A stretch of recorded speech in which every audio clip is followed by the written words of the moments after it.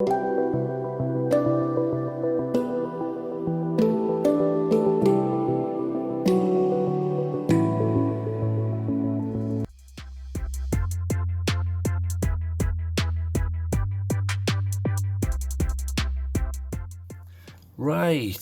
what have we got today? Well, it's a little bit of an interesting one today. Yes, it's a keychain, small little EDC flashlight, just a little mini one in black. But it's got an interesting feature which I haven't personally come across yet. I'm sure it does exist, but I haven't come across it, especially not in this small form factor anyway. So what we're looking at today, it is the Rofis. Now, I'll be honest, I've never heard of Rofis. I thought it was some kind of sort of strange character off a children's TV program, but apparently it is a company. So Rofis, and it's the model TC1, and I got the one in BK, which is black. So it looks pretty interesting. Now, strangely enough, I don't know why that has to be the case, but it looks like it's coming in a paracetamol box, which I don't really understand. So, but okay, maybe it's a company went out of business who was making paracetamols and said we can make you plenty of boxes. But there you go. So I've never seen that before. They normally come in a sort of a rectangular larger box, but okay, not a problem. So let's get in and let's see what you get in the box here. So looking okay. Oh, they've actually put a lead in because this is a USB rechargeable. So right, nothing else in the paracetamol box, so I'll throw that away.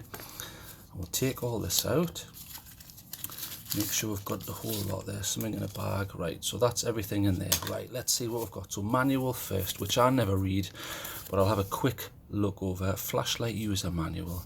Please read carefully before using, because you never know what might happen. So how to charge, how to turn off, blah blah blah. Yeah, very interesting. Put that to one side. What's this? Warranty card. Okay, nice to see. Sign your life away, no thanks.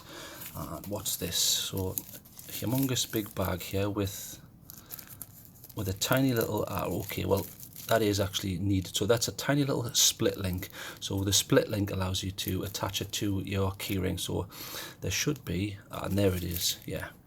So the split link will go through this small opening here. If I can get the camera to focus, it'll go through that small opening there, and you can attach it to your keyring. So nice to see they've actually included that. There you go. And here's your charging cable. But I'll go over that in a moment, so we'll put that to one side. It's a bit short, isn't it? Dear me. Okay, so let's look at the unit. Oh, quite nice. Full metal jacket, as they say. Pretty nice. Got some branding on there. TC1 by Rofis. Looks great. And there's the new interesting feature, which I haven't seen before anyway. It's a touch sensitive function on it, and it's a nice TIR lens. So we'll go over some of the specs whilst I examine this a little bit closer. So it's using the Kubbi, which is a decent manufacturer, the Kubbi XPG3, which is about run-of-the-mill. That's what they use for all the tiny little lights. They all use the, well, they don't all, but you'll find the vast majority of them use the XP-G3, and it gives you a good decent output for not a lot of power. They're pretty efficient, and Kubbi's a decent company. Now inside this is they're calling it a 10180 lithium ion battery, but I don't know why they bother calling it that, because you can't take it out anyway. I mean, if we open it up here, that's as much open as you can get it. And there's your charging port, so you can't actually take the battery out that I'm aware of. You may be able to do that. I don't know if you can twist this bit off or something, but okay. It's nice to see even inside the internals that's all metal as well, so it gives it a little bit of heft and weight, even though this is only I think the manufacturer's quoted as 15.5 grams in weight, which is pretty good for a small flashlight. It's a little bit heavier than the Claris, although actually when you put them side by side, there's not a lot of difference. That's maybe a tiny little bit heavier. The tiny little Claris again uses a similar system where you can, it's a rotary action, so obviously as you twist you get your settings, but you can only rotate so far, and then that doesn't come off, which I really like. And I like the way that they've got the USB charging port behind a threaded section. So good work, Claris, there, even though I know Claris get a bit of a bashing these days for different features. So back to the flashlight I'm supposed to be looking at. So this comes in with a TIR lens. Now I'll quickly go over what the lenses are, because as you know, I like a picture, because a picture paints 1,000 words, as they say. So generally what you've got is, so here's your LED. Now if you just have a bare LED, all you end up with is like this. Here's a night core tube. You've got indiscriminate light going all over the shop. It's not particularly helpful. It even comes back in your eye, which is annoying, even though you can put your thumb over like that. So when you've just got an LED, light's pretty indiscriminately just coming out, and you've got this dome of plastic over, which it does the job and it projects it forwards, but it's not particularly efficient. What you can do is you can put over the top a reflector. So in this case, this would be a smooth reflector. So here's an example of a smooth reflector. So you can see right down there, there's the LED. Then you've got a smooth reflector going around it.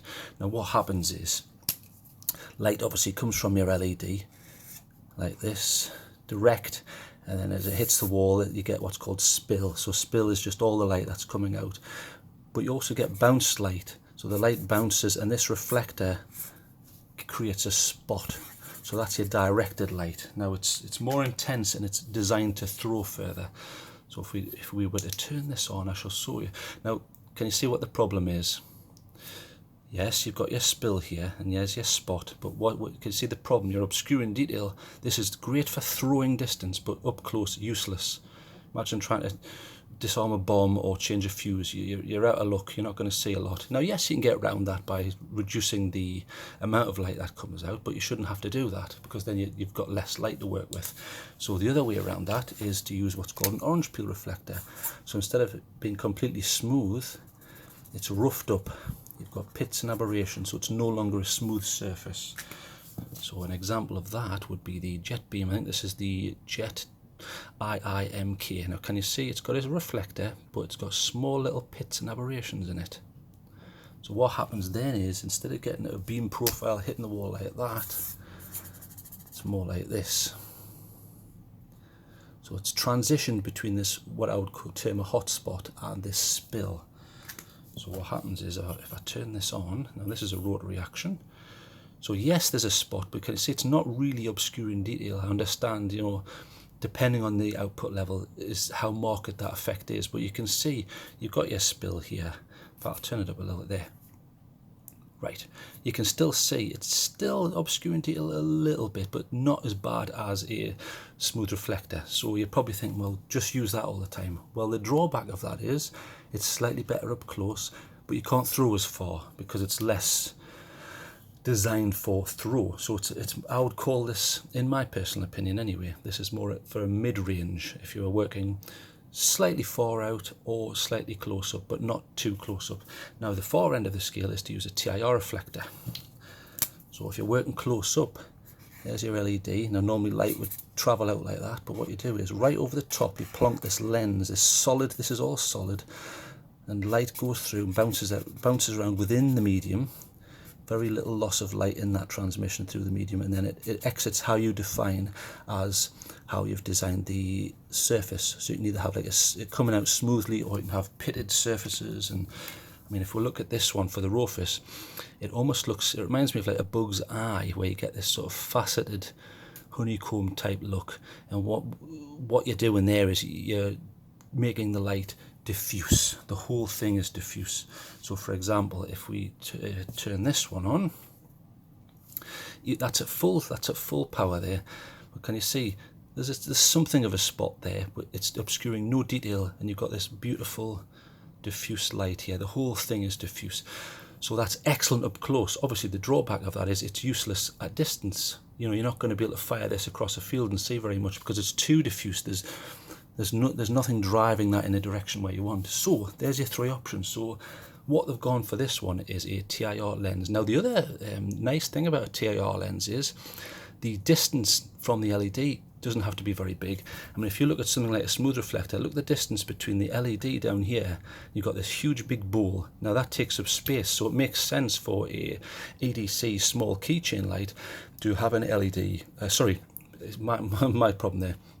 What I'm trying to say is it makes sense to have a TIR lens, because what you're doing is you're saving space, and it suits the workings of what you're going to be using it for. You're going to be using it up close because you're not going to get huge output. Therefore, you haven't got a lot of light to throw anyway. So it makes perfect sense to have this type of lens. So I'm pleased to see that. Other features which I'll just quickly go over are it has micro USB charging. Now, obviously, to get to that, you just unscrew there and pull this out, and then we'll give that a try. Now I do have a cable here, so here's a micro USB, so that's the micro USB one there. So you plug it in, and then you should get some indication, right? So you'll get this lovely sort of, I'm going to call this a pulsing red light there with a fingerprint pattern there. So you get the pulsing red light. Now when that's full, it should turn to blue, a solid blue, meaning the battery's full. So at the moment that's charging, so that's nice to see. I like the way that the USB charging is behind a threaded section. Yeah, it's not O-ringed, which is a bit annoying. If you compare that to the Claris, they've O-ringed theirs, which increases waterproofing. Unfortunately, this Rofis hasn't done that. And what you end up with is, this is only an IPX6, so it's not waterproof. So don't drop this in water, which is a little, you know, if you watch a lot of my reviews, that I like an IPX8. Now IPX8 means it's fully waterproof. It means you're getting away from things where you've got open ports like on this Nightcore tip here. Why just have an open port? It's a little bit annoying when there are companies putting stuff behind threaded sections, which is excellent. I like that. And you get, obviously, you know, Nightcore then started adding daft flaps and stuff, which work to a point, but they're certainly not waterproof. But at least this company's been honest, and they're saying it's just an IPX6, don't drop in water, you'll be okay for rain and things like that. Also, this will flash when your battery is critically low, so if you take that off, if your battery happens to be particularly low, that will flash to let you know, which is a good feature, nice to see, means it's a fully featured light. And the drop rating on this is only 1 meter, which I find a little bit strange. It's full metal, and yet the drop rating is only 1 meter, which is strange because you get other lights where it's at least 1.5, and the really decent ones 2. And obviously Army Tech, it's something ridiculous like 10 meters, but they're very expensive and highly engineered. But I find it a little, that's not very good, so only 1 meter drop rating, but okay, maybe your keys aren't going to be that high up to be dropped anyway. Okay, so we've been through all the main bits and pieces there, so let's go through how to operate this. Now, as you've probably noticed, you have this fingerprint arrangement on the rear. So how do you get it to work? Well, just using a normal finger, here's one here. So what you do is, you just press and hold on, and there's your light. Just to let you know that's running, and it pulses, then it's off, and then press and hold again, off. So press and hold on, press and hold off, simple as that. Now whilst I'm doing that, I'll show you the electronic lockout. So electronic lockout is press and hold for 3 seconds, get some flashes. Right now, if you press and hold, nothing happens. So I like an electronic lockout. Generally, I prefer lockouts on units that have sort of side buttons and things like that, because obviously a side button can be knocked and then it's been on in your pocket all day, and it's very annoying. I know on the Nightcore tip they introduced a feature called daily mode and continuous mode. Now daily mode means that if you do knock it in your pocket like that, after 30 seconds it'll automatically terminate, which is quite an interesting feature, but I'd prefer electronic lockout, so that's not how I would particularly like to do it. Also, I don't know if this needs electronic lockout, because really your hands aren't going to be rummaging around in your pockets, you know, unless you're up to no good. So that shouldn't be going on anyway, and this lip and these protruding parts are enough to prevent something touching that anyway, so I'm not sure why it needs electronic lockout, but hey, it's there if you want it. And then obviously to disable, you hold for another 3 seconds until it flashes. Right, now it's back on. Okay, so off. So how do you go through the modes? Now, strangely, if you go on the website, or indeed you look in the manual, there's 3 modes according to Rofis. So watch this. Let's see if there's 3 modes, eh? So you turn it on, then you have low, medium, high, low, medium.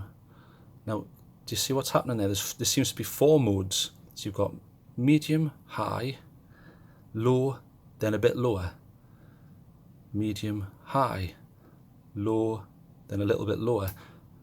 I count 4 modes on this, so God knows where they're coming from, because according to the company's website and the manual here, there's only 3 modes. So I've found 4 on this one. So I don't know whether this is a manufacturing sample or what, but there's the number there, T00969. So I don't know whether this is pre-production or what, but who knows. Anyway, on mine I have 4 modes, so I'll go over those, but obviously in the outside videos I'll just show you the 3 main modes, because that's what people are going to get. So you've got, let's go through them here. So you've got low, which is 2 lumens. Now you get 420 minutes runtime out of the standard battery in here, which is the lithium ion 10180. And then you've got medium. Now I skipped a mode because this one has 4, don't ask me why. So there's your medium, you've got 30 lumens, you can get that's enough to get most stuff done up close, and because of the TIR lens you get a nice spread and you can get stuff done. You'll get 70 minutes out of that. I think that's pretty decent. And then high, bang, so there's your highest setting there, so you get 120 lumens. Now bear in mind, you will get what's called step down. So generally what happens in a flashlight, if you run a flashlight, especially if you're running it on turbo, after a certain period of time, they'll have a step down. So it steps down in order to save the components and save battery, because excess heat builds up. Now bear in mind, this doesn't have a turbo, it just has a high. I'm not sure why it needs the step down, but it will save your battery. So that's running at 120 there, but after 3 minutes it will step down. So here's the running time. So we'll look at them from the manual here. So just to explain what's happening. So you've got high, so 120 lumens. Now they're saying you'll get 3 minutes on that, and then bang, it steps down to 65 lumens, which is still, you know, it's still high, it's still more than double the medium, and then you get 45 minutes. I think that's quite a sensible option, because as I've explained before, I was once out geocaching with my TI3 by ThruNight, and that puts out around 100 to 120 lumens. But the runtime is quite low, and I've discussed this on the Claris here. I really like this. It's tiny. It's got a beautiful TIR lens. It's in the same vein as this. Now this puts out about 120 lumens, but because of the tiny battery, which I shall show you, it's great for saving space. But look at the size of that. I mean, it's the size of a fingernail. So that's a 10180. So that's the same as what's in there. But when I was lost and I had to use my keychain EDC light, it took me about 45 minutes to get through the woods and back to the car. So this wouldn't have worked. If I put this on full, I would only got 20 minutes. So it's quite interesting that they've taken the idea of saying, look, you get 120, but you're only getting 3 minutes, and then it's going to step down, which gives you a good 45 minutes.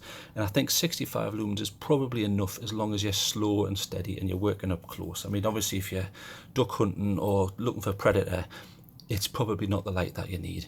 So I think they've done a good job. Now, I did expect that to step down by now, but obviously I haven't been waffling for long enough, so we'll leave that running just for now. The other feature that this does have, which is worth noting, is you have a beacon mode. Now, it doesn't use the LED for the beacon mode. What it does is, in fact, I'll turn it off, I'm sick of waiting there. For the beacon mode, you momentarily press it, and then what happens is, that will now pulse.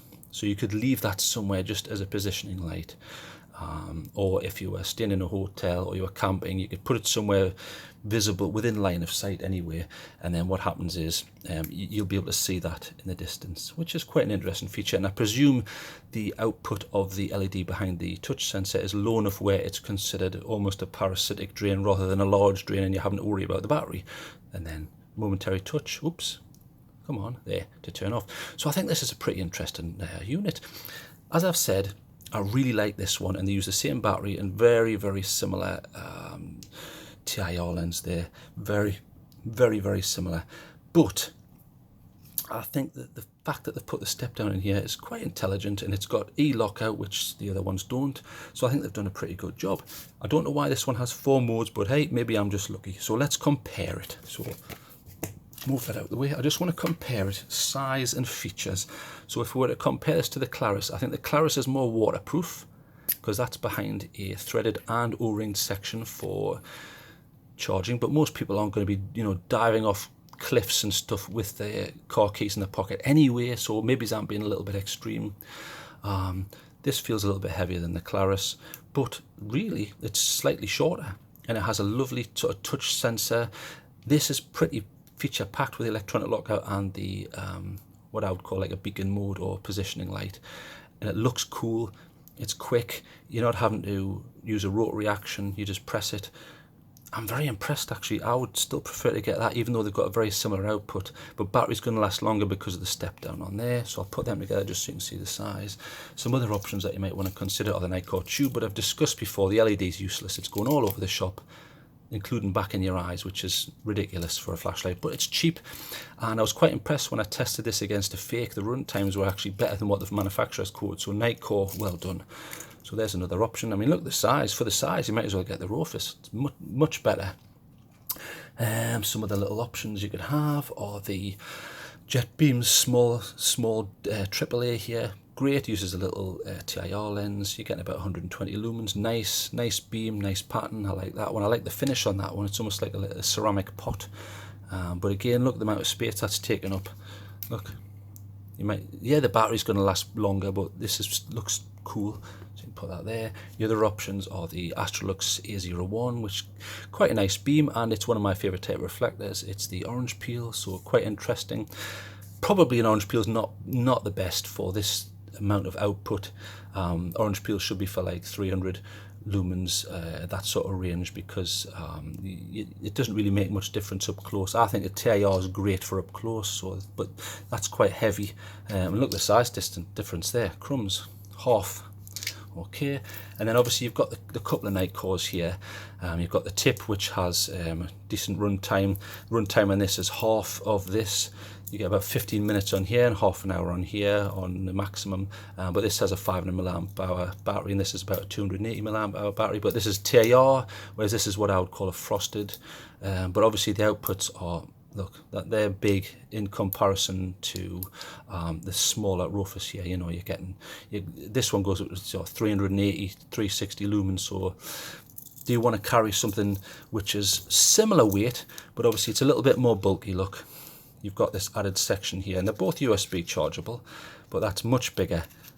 So you might think, well, I just want this, but obviously runtime isn't going to be as good on that. So bear in mind, these are things you need to consider. So when people say this is the best DDC light, or that's the best DDC light, well, there's no such thing as the best. It depends. It depends on the lens type. It depends on how much lumens you want and how much you want to carry. Then a couple of other options are the Thorfire PF01S, but I think this is sort of like a copy of the Olight. I can never remember the name of this one. The i3TEOS. You get 180 lumens out of this, whereas you only get about 100 out of that. And they're sort of tactical ones where you've got the tail clickers, which is quite interesting. But obviously this is going to give you more output than that. But look at this again, size. I mean, it's almost like a third to a half of the Olight. I still think that holds up nicely, but I'm just trying to show you some other options here. And then you've got the little Claris MI1C, which uses an aspherical lens, so it's all spill and no spot whatsoever, because it uses the aspherical lens. Which I didn't go through, but it's like a one-off feature there. Then you've got another little jet beam, but I mean that's like double the weight of that, triple. I mean, yeah, you're getting 300 to 500 lumens output, but do you really need that just on a keychain? That's more of an ADC light, whereas that's a definite keychain light. And then you have obviously something like the Tool AA V2, which I really like. I mean, put the right battery in this and you're getting 650 lumens out for a small unit, but again, this beats it on size. So I mean, I don't really want to go through too many lights, but there's just some little options that you could consider. So let's push them to one side and talk about this. I need to give it a mark. Right, electronic lockout I love. Yes, it's not fully waterproof, which I don't love, but it's for a keychain, so I have to be a realist and stop complaining about things like that. You get the cable in there. It's got 3 modes, even though this one's got 4, which I don't understand. Beautiful lens, which suits the output and the purpose. It's full metal, which I like. USB charging port is behind a threaded section, even though it's not O-ringed, but okay, that's life. One thing I would complain about is micro USB. Why is it not USB Type-C? My phone takes USB Type-C, my power bank takes USB Type-C, my action camera takes USB Type-C. I've got another thing downstairs that takes USB Type-C. We need to be moving on. Bearing in mind this is a newer unit, can we stop using micro USB charging ports now? We need to be using Type-C. You can put more juice through them and they're more up to date. So come on Rofis, you need to up your game there. Bearing in mind that the on the road M3 Pro that I looked at recently had Type-C, and they're not a massive company. They're not one of these high quality companies. Their stuff's brilliant, but it's certainly not boutique stuff. So come on, you can do that. So drop rating's a bit low. I don't like the micro USB. It's not fully waterproof, but I like what they've done, and I like this. It's cool. You've got this little positioning thing. It looks cool. I like the little fingerprint. off, on, off. It's got electronic lockout, and the output's brilliant. And the step down's sensible. 3 minutes, I think, is very sensible. And then it's giving you the 45 minutes after that. So nice to see for a small battery, and feels rock solid. It really does feel rock solid because of the metal construction. So I'll turn that off. So marks out of 10. I think they've done good, and because they've done something new, and yes, I don't like the USB charging port, and it's not properly waterproof, I'm going to give them, let's have a think. I think they need a 7. Okay, let's say, I don't know whether they say 7.5 or 8. I'm going to give them an 8 because I think they deserve it. For once, in a saturated market of keychain lights, they've done something new. I'm going to give this 8 out of 10. Well done, Rofis, even though I'd never heard of you before. Nice light, nice lens, nice workmanship. Good job, well done, and something new with electronic lockout. 8 out of 10. Right, let's stop waffling and get out.